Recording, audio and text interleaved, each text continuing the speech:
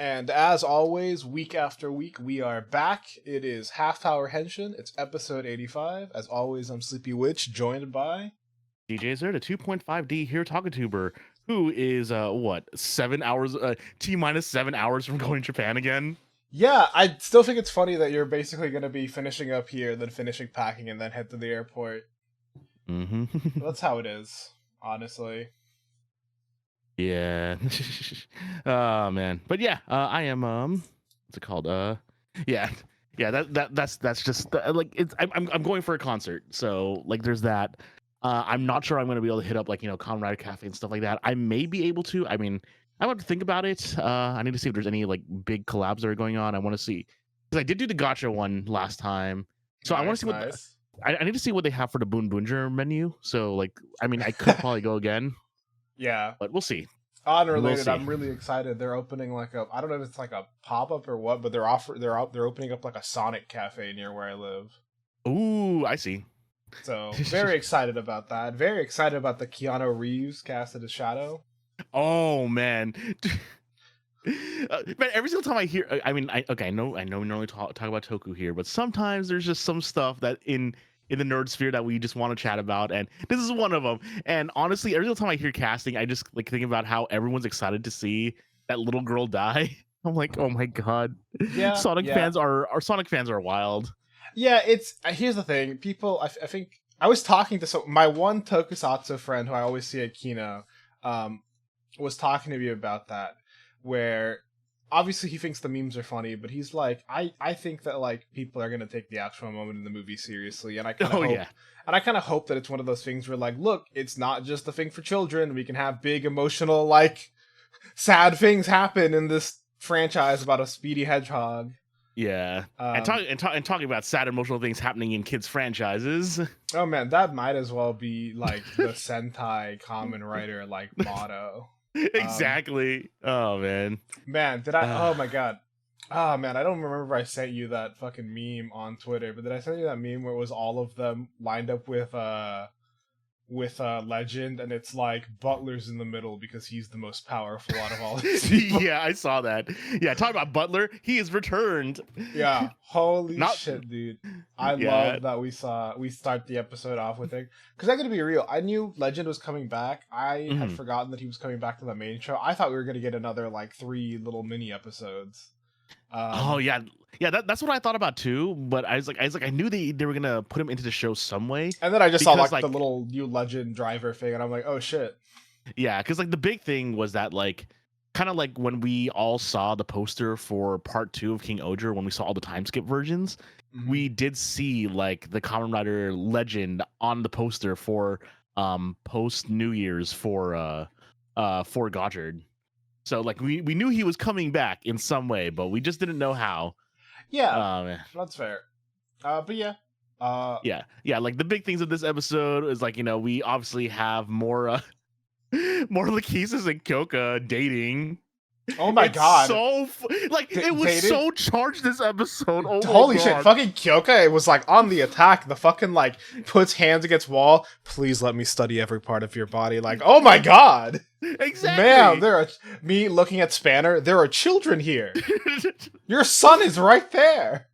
Well, I mean, isn't Spanner 19 in the show? I think. I know. You know what I'm saying. I'm making the joke because that's her ward or whatever. Yeah, but yeah, it's just really funny how that's like, one of the big things. The other big thing is what is it? Clotho is Dread Type 3 and has to team up with Otaro. Yeah. Here's the thing. We get a cool like fight against like the tentacle amalgam at the beginning. I did like seeing fucking like Hotaro like breakdance against it. Yeah, it's just wild. What's also great too was that like what was it? I think we got the regular Steam kick. I need to remember specifically. Yeah, we got we got the regular Steam kick, which is cool, and it's kind of cool because we're just seeing that like, yeah, dude, all the stuff in the show is happening, but in the background they're just still going along collecting Kembis from like regular human amalgams, and like we see everyone, even our senpai leveling up and everything. So it's been very cute. Yeah. God, the big thing is Labyrinth, and with this also, I do like the bit that they've kind of set up. Oh, hey, we have 3 main writers and we have 3 Abyssala sisters, and like there's basically one for each of them at this point. Where Atropos has been obsessed with Rin since the beginning. As she met him more and more, Lachesis and Spanner have been like this. Our siblings are now siblings. Okay, siblings. You know, is she becoming Spanner's stepmom? There's a whole lot of stuff going on in the background there. But like the Clotho and fucking Ichinose dynamics were really cute, actually. Yeah. The like, I'm just here to fight and want power with like a Sunshine Boy who's like, but we could be friends, and like, why do we have to fight? Yeah, I mean, like that, like that's just how he is. That's just really how he is. Right. We did also get confirmation because we hadn't been sure about it at the end of the Legend stuff.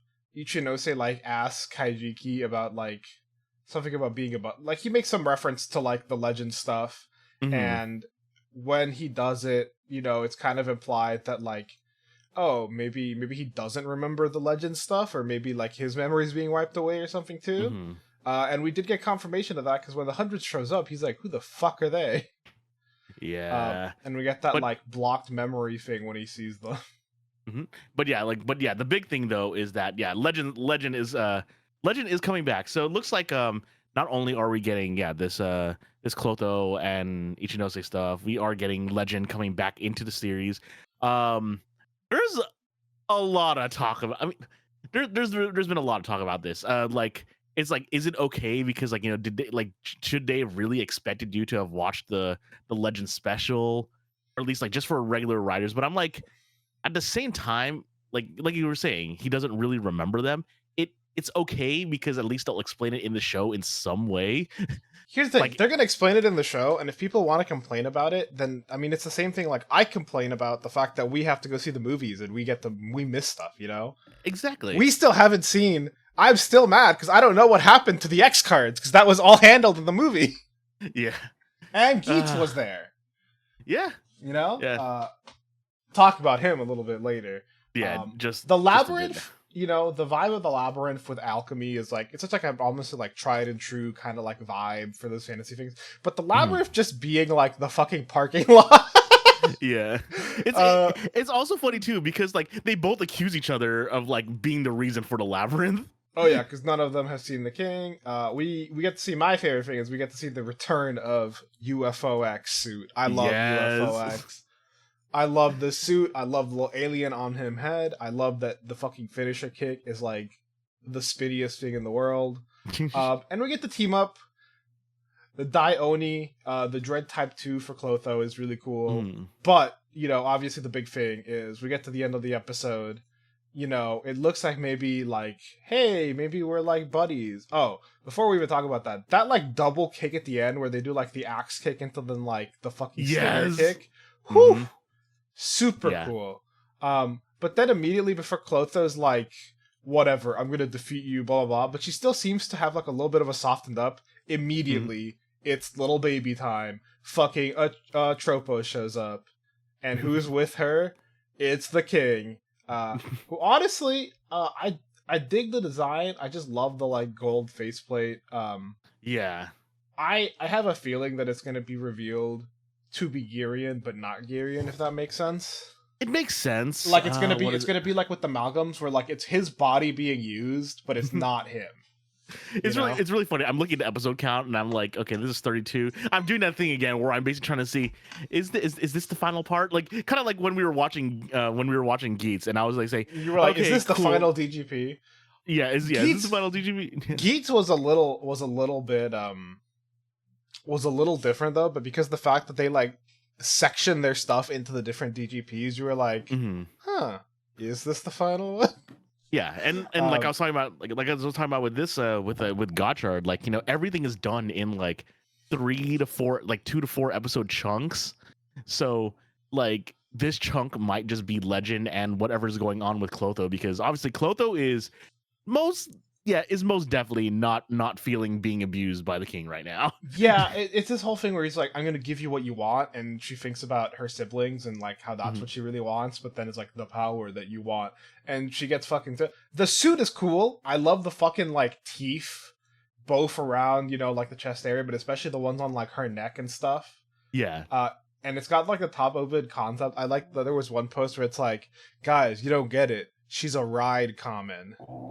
Or whatever the ones from the mobile game are called, where they don't actually have the full the ride face commons? mat, the ride commons, which is cool. I love, because I'm just looking at it now. I love how like the top part of like the thing that like goes under her nose has the teeth, and then like at the bottom of her neck there's no teeth. So as she moves her head, like the teeth are coming together. It's such a cool detail.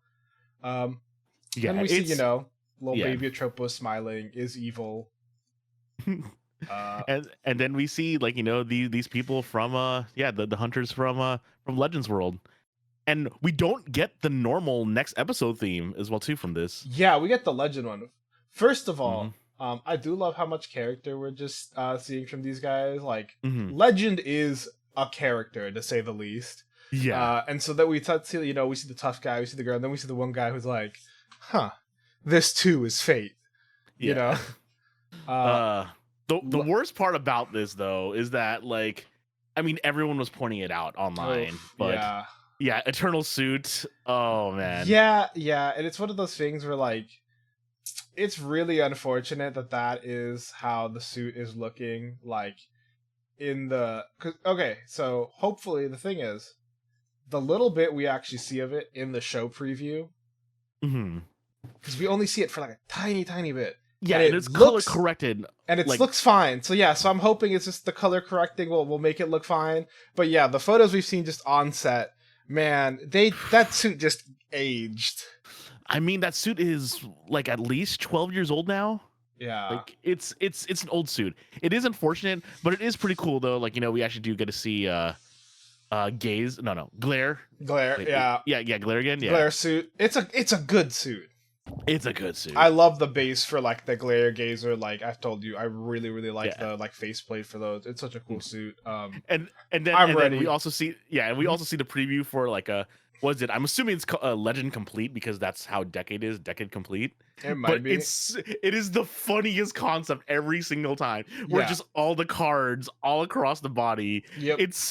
I love so that it's ridiculous. Like the gorgeous advent of Kaguya, Legend Rider, 100 years too early, and you just see all the fucking cards. It's insane. It's so extra. I love it so much.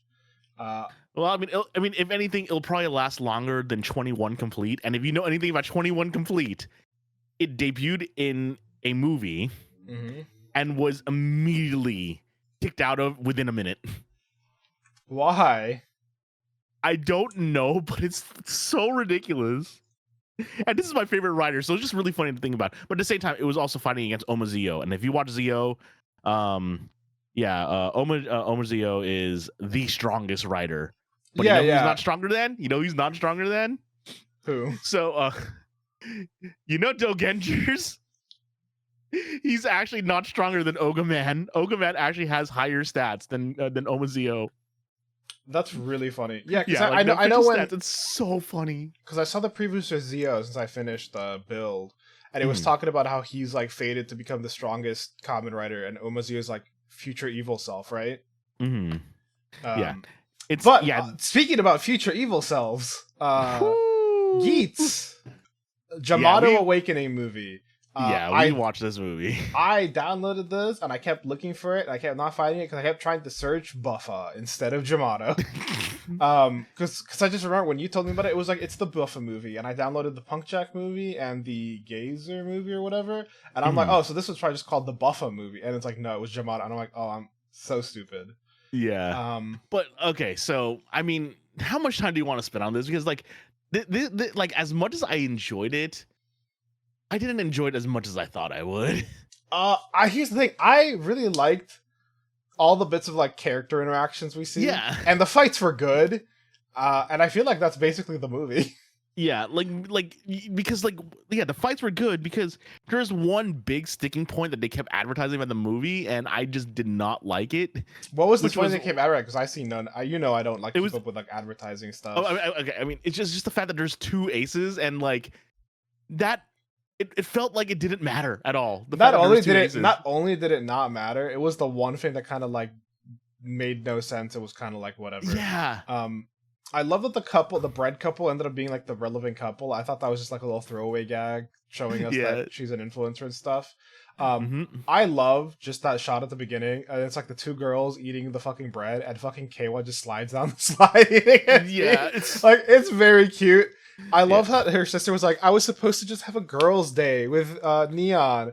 And Kayla was like, no, it's cool. What does it matter if I'm here? And it's like, dude. It's like, come on, man. Look, it was cool seeing some of the like, oh, here's how they are doing after. Except for Neon, because like the whole bit I thought was like her and Kyun got like together or something, or they were at least working together. And like not only is Kyun not in this movie, but like she like keeps making mentions like, I wonder when my Prince Charming is gonna come. And I'm like, did Kyun fumble the bag, bro?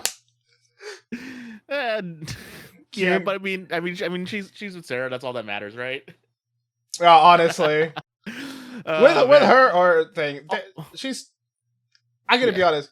I liked that she got her romance arc that she wanted on her own terms in Geats. I don't like that it was with Kyun. Yeah, I think like I think almost literally every other character except for like Nodge Sparrow had better chemistry with Neon than Kyun. Talking about Nodge Sparrow, I'm angry at this movie for actually making me feel bad for him.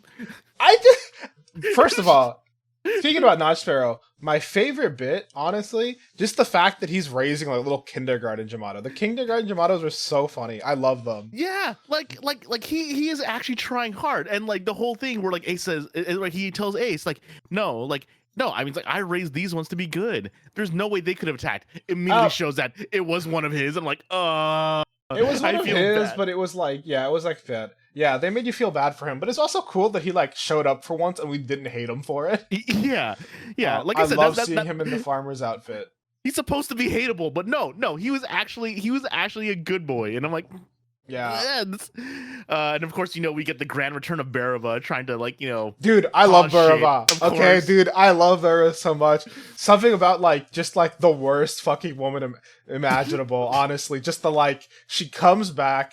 Her whole bit's like, didn't I tell you, Michi, I'm here to like fucking die by your side.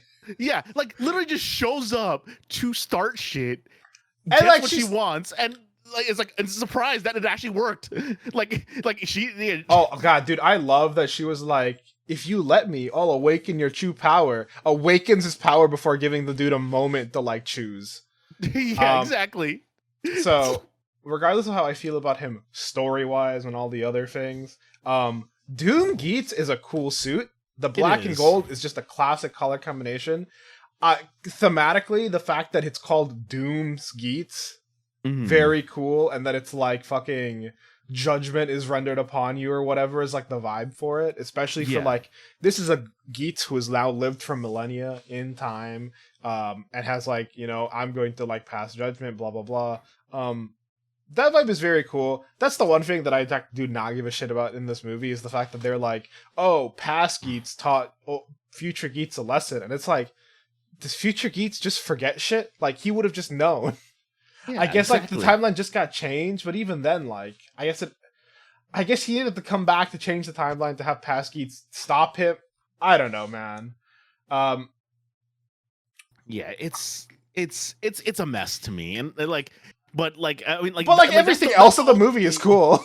Yeah, exactly. We actually do get to see what is it, the actual double buffa buckle, which is what we wanted. Also, regardless of how I feel, the Doom Geats versus Geats 9 fight is cool.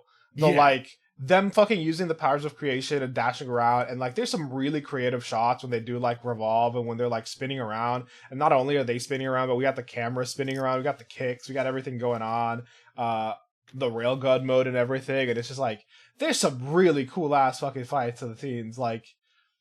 Kind of sucks that again I wasn't super keen on that part of the story, but I'm gonna be honest.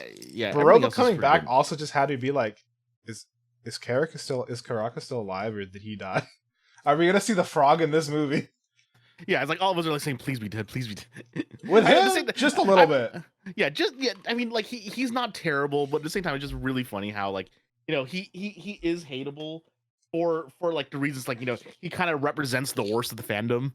In my opinion, yeah, and like, oh man, and again.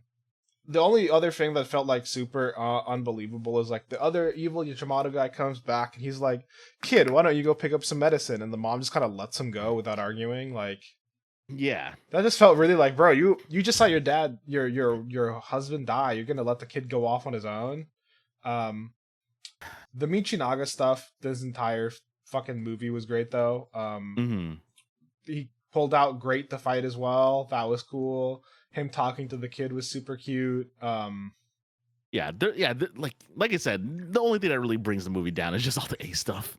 Yeah, because the A stuff was just kind of like so not relevant. Yeah, fucking even Baroba like showing up, being herself, and like fucking stabbing. I love the chance to like fucking stab him to awaken him. That shit was fucked up. Yeah, every time. And like, and again, Geet's still being relevant by basically granting Buffa's wish, and that's how he gets like the Jyamato buckle, like the Plosion Rage.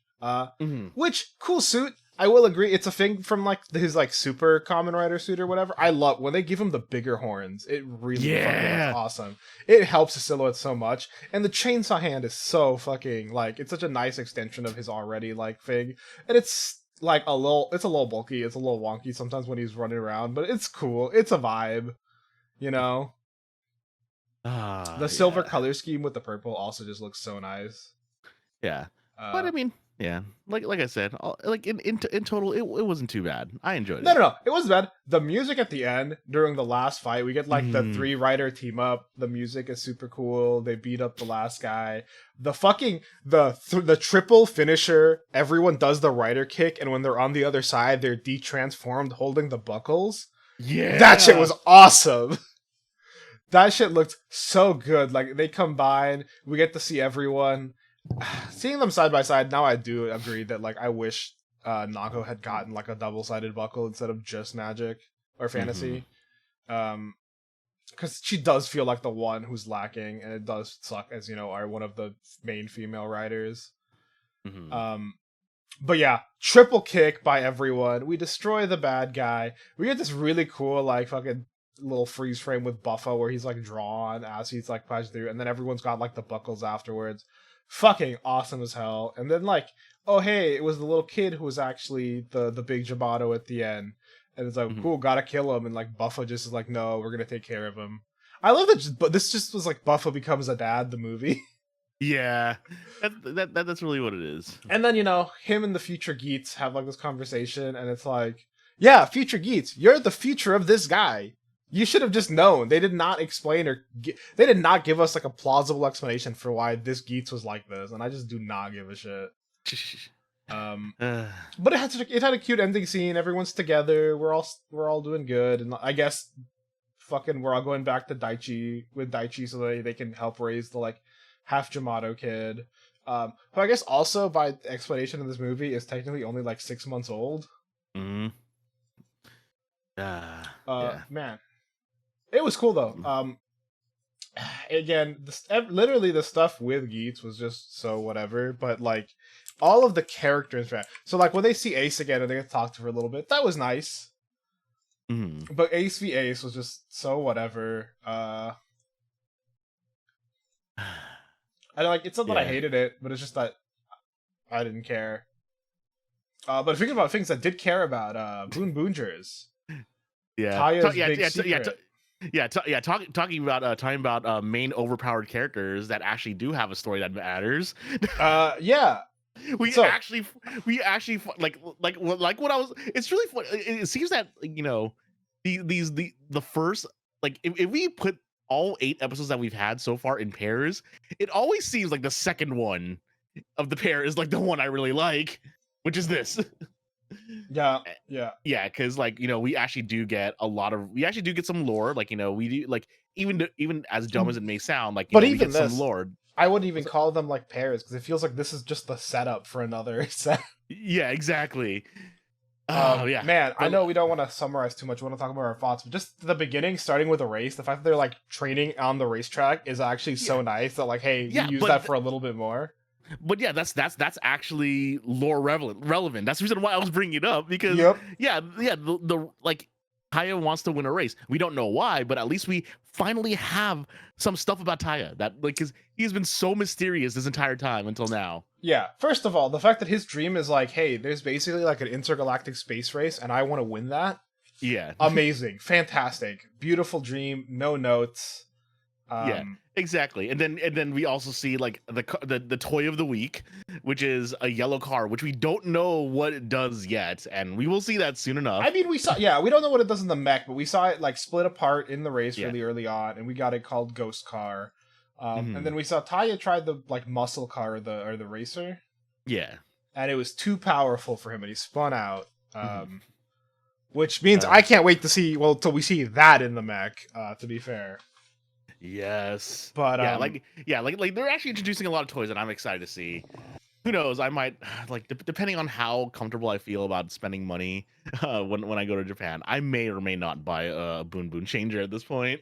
Oh We'll see. man, I We'll want see. a Boon Boon changer. Yeah. But I don't. Here's But- the thing. Now, like, do I want to? Because especially right now, I don't have like that much disposable income. So I'm like, try to limit it to one toy if I'm gonna get something. So I'm Yeah. just like, but do I get the change axe instead?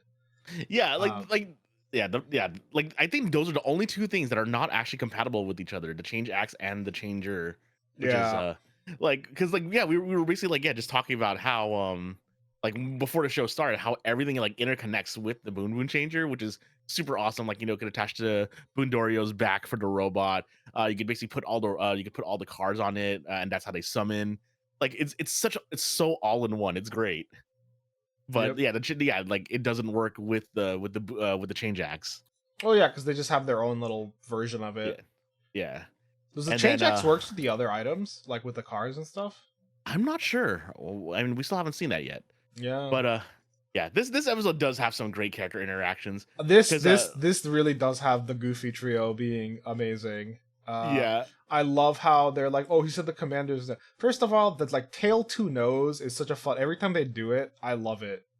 yeah, We got it. Bring me Boone Red. I'm off. yeah, yeah. And that's the big thing. That like kind of like sets up like most of the rest of the episode because like I don't think we didn't get an auto monster if I remember correctly this episode. No, Yeah, because yeah, they end up yeah. fighting. They end up fighting Rex. Yeah, and talking about those idiots, like we saw last week in the preview, they do get trapped inside the anti-change cages, and they get asked like, "But what about you guys?" And then they get shocked as well too. They're like, oh, we're in here. No, before we get to that, I gotta bring up because we watched for this I watched it recently, but we watched the Geats movie that had stuff to do with this. We obviously were talking about the stuff with Kyoruger where they mentioned how Nosan marries Candelara. In the Geats movie, we had a dude who basically had a kid with the Jyamato, and in this episode, we have the fucking NASA lady trying to give a little fucking CD gift to Bundario, and then he's not so there. cute. Do you want us to leave it for him? No, I wanted to do it. It's so funny. Like It's so having her funny show, because she shows up and is like questioning people like, why did you decide to join? Blah blah blah blah blah blah blah blah. Well, I guess that's that. So where's Bundario? yeah. He's out. Oh. And it's like, no, I'm gonna handle it. Yep. And But then and then we do get the fight between like Madrex and Boonred, which is like the big thing of the episode, which takes up most of the episode. It's But the big thing someti- of the episode, but I do want to talk about like the setup for it. Everyone finds out about the race, but they do not find out from Taya. Yeah. They find out from Orange's Break, right? Yeah. They find out from Break, and they find out from Break in like, in my opinion, the funniest way possible because he's just like nonchalantly like, yeah, dude, he wants to win this race. Didn't he tell you that's the whole reason he started the Boon Boonjers? And they're all like, wait, what? Yeah. What the fuck are you talking about? The incredible vibe, because he said it from the beginning, because I'm pretty sure Mira was like, yeah, we are here to be heroes, and he just kind of shrugged like, I mean, we have a dream, we have a stuff to do, and then just like never explained it. Exactly. And this episode, they still don't explain a lot of stuff, mostly for him, but it does. But it does like get pretty funny because like that's all we know. Like we finally get a piece of information. And the And thing, the thing is, we get like his like unwavering commitment to this race and passion. Yeah. Dude was ready to like die for the race.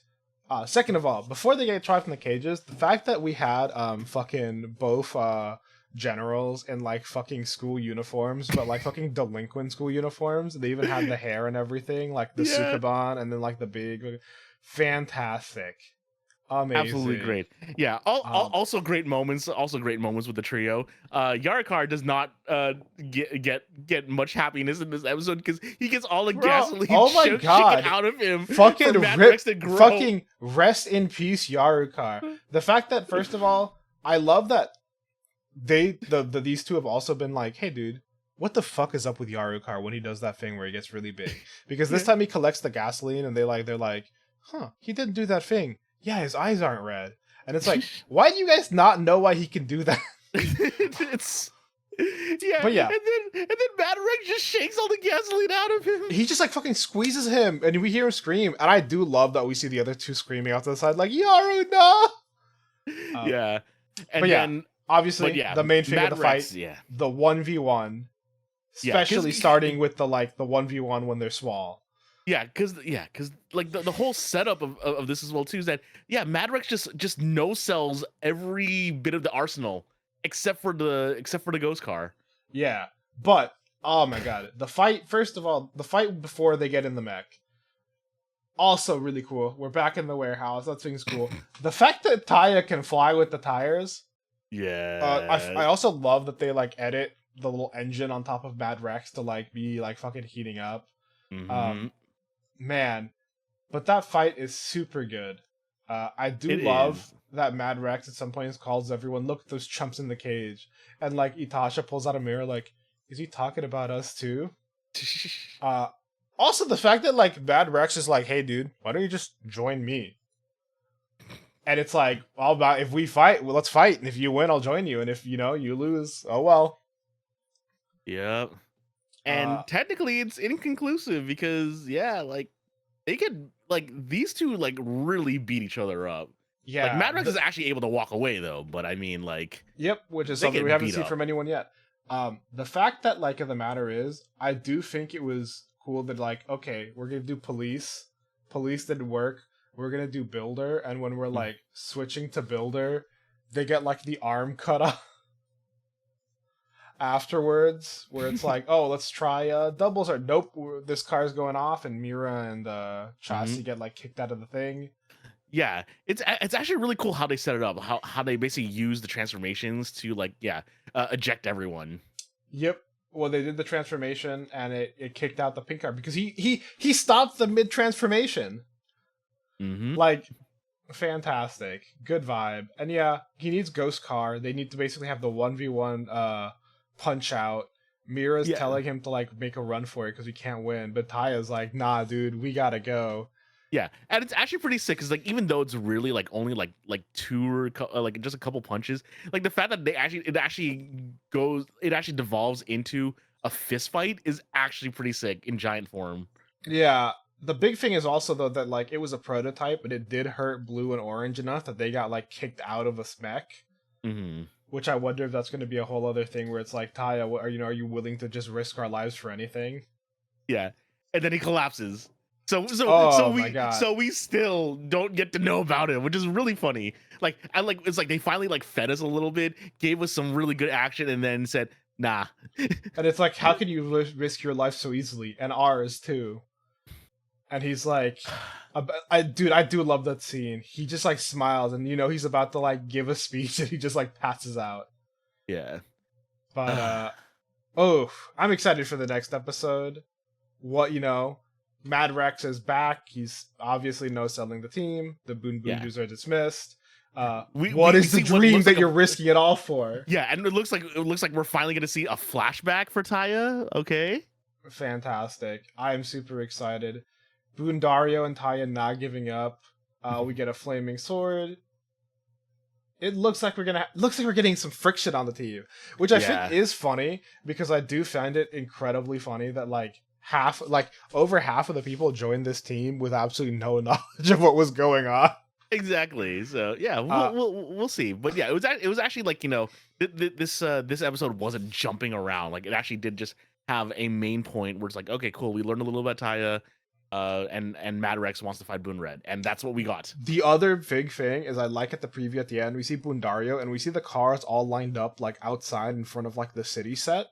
Mm-hmm. And that like makes me really excited. I'm like, are we gonna get like a non-Rainbow Red transformation?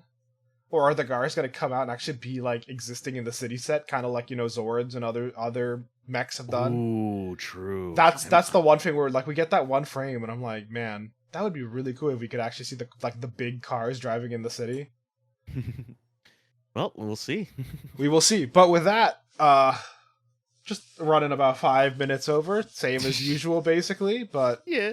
You've got a plane to catch in what 6.5 hours. Yeah. But I still haven't regardless, finished packing yet. Yep. Thank you as everyone for listening. Thanks for listening to our rambles. We really do appreciate it, and we will see you next week. Later. Later. This program is brought to you by... Our unending love of tokusatsu. If you enjoyed the show, please be sure to like and subscribe. And hit the bell for notifications. And if you would like to support us further, consider becoming a patron at our Patreon, Half Hour Henshin. You can get some exclusive benefits, such as your name in the credits and joining our sticker club. Or, if you want to help with a one-time donation, you can also find us at Ko-fi at Half Hour Henshin. You can email us with any questions or theories at halfhourhenshin@gmail.com or on Twitter at halfhourhenshin.